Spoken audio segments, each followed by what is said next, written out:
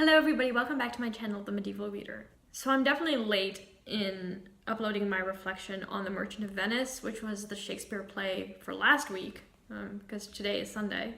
So I'm a couple days late, but I just finished the play like 5 minutes ago, so I do want to talk about it now.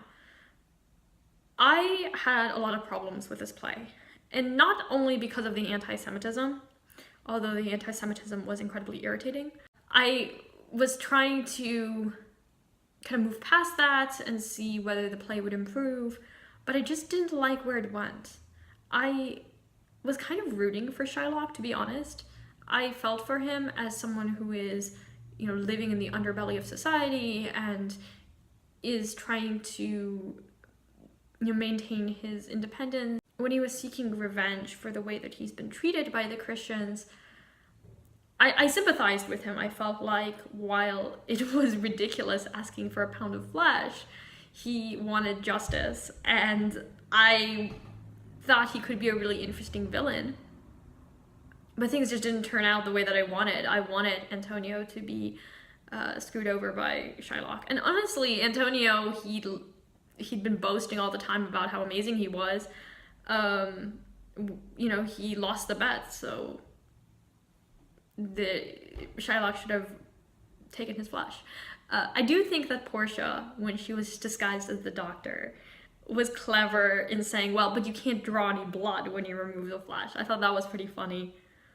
However, I didn't like how quickly, in the last scene, Portia and Nassaria, I think that was her name, they both confessed that they were the ones who were disguised as men defending Antonio and Bassanio. Because I kind of wanted them to be punished. I wanted the women to punish the men, pretending that the men had given away the ring and that, just kind of kept the joke going. I wanted it to be a tragedy, and it had a happy ending, which was really odd for a Shakespeare play. So I gave it 2 stars. That really was not a great play at all. Not only was it problematic in its presentation of Jews, but I didn't feel for any of the characters. I didn't feel for any of the relationships. I didn't like how the story ended. I didn't like it. It wasn't fun. There is, however, a story in The Merchant of Venice that has a medieval origin, at least a medieval origin. And I'll kind of give you a little bit of background. So I once did a project at the University of Michigan with a couple professors on the lives of Barlaam and Josaphat, who were saints venerated in the Catholic Church and also in the Orthodox Church. But their lives, the lives of these saints, were clearly influenced by Buddhism. The story of Saint Josaphat is basically a Christianized version of the story of the Buddha. So these are legends. I mean, these men most likely didn't exist, and if they did, they weren't Christian. And in the story of Barlaam and Josaphat, a number of versions of the story, including in the non-Christian versions, the 3 caskets story appears. And Shakespeare was influenced, clearly took that story from the legend of Barlaam and Josaphat and included it in his play. So I want to read you how it's presented in the Golden Legend, which is a 13th century collection of saints' lives edited by Jacobus de Voragine. It's Italian, so I probably completely butchered his name, but I wanted to read it, so let me go get the book. So this is found in volume 2 of the Golden Legend. This is translated from the Latin by William Granger Ryan, and it's published by Princeton University Press. So let me find you the passage. Okay, so like in the story of the Buddha, Josaphat, who has been sheltered by his father because of some prophecies that he will become this great prophet and essentially become a Christian,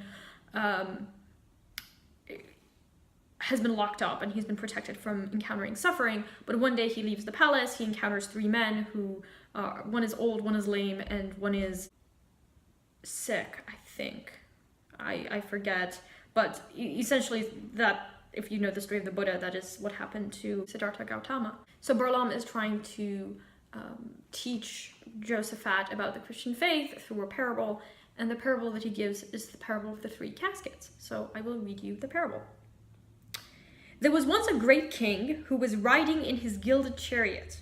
On the road he met some men clothed in tattered garments and weak from hunger. He jumped down from his chariot, threw himself at their feet and worshipped them, and stood up and showered them with kisses.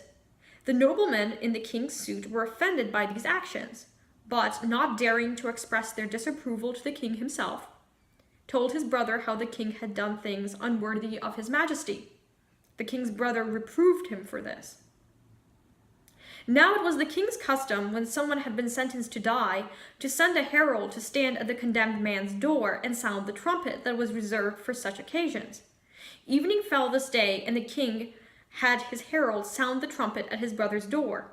Hearing the sound, the brother despaired of his life, could not sleep that night, and made his last will and testament. In the morning he donned black attire and went with his wife and children to stand weeping at the palace door.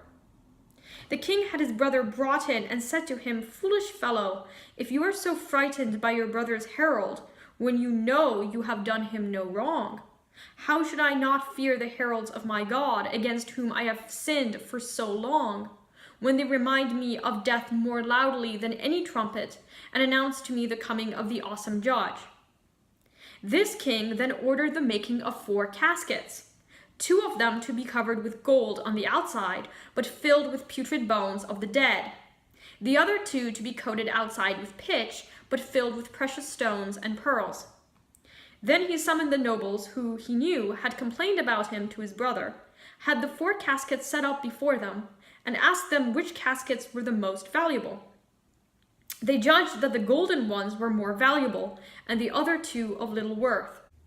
The king ordered the golden caskets opened, and an intolerable stench issued from them. The king said to the nobles, "Those caskets are like the men who are clad in glorious garments, but inwardly are full of the uncleanness of vice." He had the other caskets opened, and a very pleasant odor came from them. Said the king, "These are like the very poor men to whom I paid honor. Although they are covered with poor clothes, from within they emanate the perfume of all the virtues, but you pay attention only to what you see on the outside, and give no thought to what is within. Therefore, prince, according to that king, you did well in giving me kind welcome."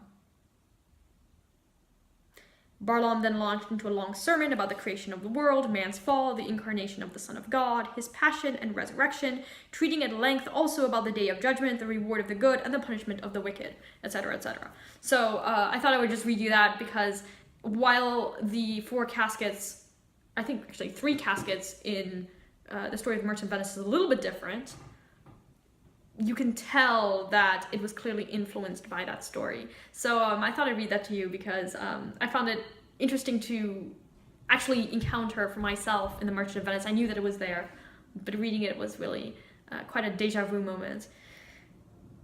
But yeah, those are my thoughts about the Merchant of Venice. Let me know what you think. Unfortunately, I didn't like it very much, but that was another Shakespeare play out of the way. I hope you guys all have a great day, and I'll talk to you later. Bye now.